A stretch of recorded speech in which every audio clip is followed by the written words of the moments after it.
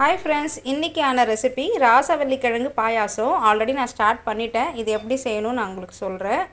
ராசவள்ளிக்கிழங்கு கிடச்சிதுன்னா ஒரு துண்டு ஒரு 200 கிராம் கிட்ட அதை வந்து க்யூபாக நறுக்கிக்கணும். அதுக்கு முன்னாடி கிழங்கை நல்லா கழுவிக்கணும். தோலை சீவிட்டு நல்லா கழுவிட்டு இந்த மாதிரி க்யூபாக நறுக்கி 2 டம்ளர் தண்ணி மட்டும் கம்மியாக தண்ணி 2 டம்ளர் தண்ணிட்டு ஒரு பிஞ்சு சால்ட்டு, ஒரே ஒரு பிஞ்சு சிட்டிகை மட்டும் உப்பு போட்டுட்டு இது நல்லா கொதி வந்துருச்சா இப்போ வந்து நம்ம மூடி போட்டு விசில் விட்டுருவோம். ஒரு 4-5 விசில் வந்ததுக்கப்புறம் நீங்கள் கோகோனட் மில்க் அல்லது பால், தேங்காய் பால் இல்லைன்னா நார்மலுக்காக நம்ம காஃபி டீக்கு யூஸ் பண்ணுற பால், ஏதாவது ஒரு பால் நம்ம வந்து திக்னஸ்க்காக ஆட் பண்ணிவிட்டு ஏலக்காய் தட்டி போட்டுட்டு சர்க்கரை வந்து எப்படின்னா பாயாசத்துக்கு நார்மலாக போடுற மாதிரி போடாமல் கொஞ்சம் கம்மி பண்ணி போடுங்க.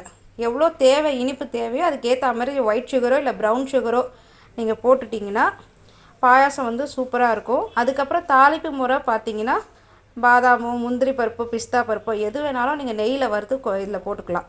ரொம்ப அருமையாக இருக்கும். இந்த பாயாசம் ரெடி பண்ணி உங்களுக்கு காட்டுறேன், வெயிட் பண்ணுங்கள். வெந்துருச்ச ஒரு 4 விசில் கழித்து திறந்து பார்ப்போம் எப்படி இருக்குன்னு. நல்லா ஸ்மாஷ் ஆகுது. ஒரு மத்து போட்டு நம்ம கரைஞ்சிப்போம். ஸ்மாஷை வச்சு நல்லா இப்படி அழுத்தி விட்டுக்கோங்க. அப்போ நல்லா ஸ்மாஷ் ஆகும். இந்த ஸ்டேஜில் நம்ம ஏலக்காய் பொடியும் சுகரும் ஆட் பண்ணிக்கலாம். வந்து நார்மலாக டீ காஃபிக்கு யூஸ் பண்ண நார்மல் பால் காய்ச்சி ஆற வச்சு எடுத்துருக்கிறேன். அந்த பால் நம்ம ஊற்றிடலாம்.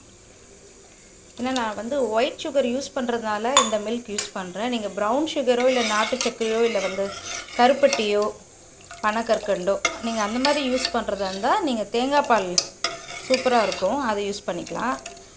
தேங்காய் பாலில் நீங்கள் பாயாசம் செஞ்சிங்கன்னா இன்னும் நல்லாயிருக்கும், கலராகவும் இருக்கும். இது வந்து கொஞ்சம் பாயில் ஆகட்டும்.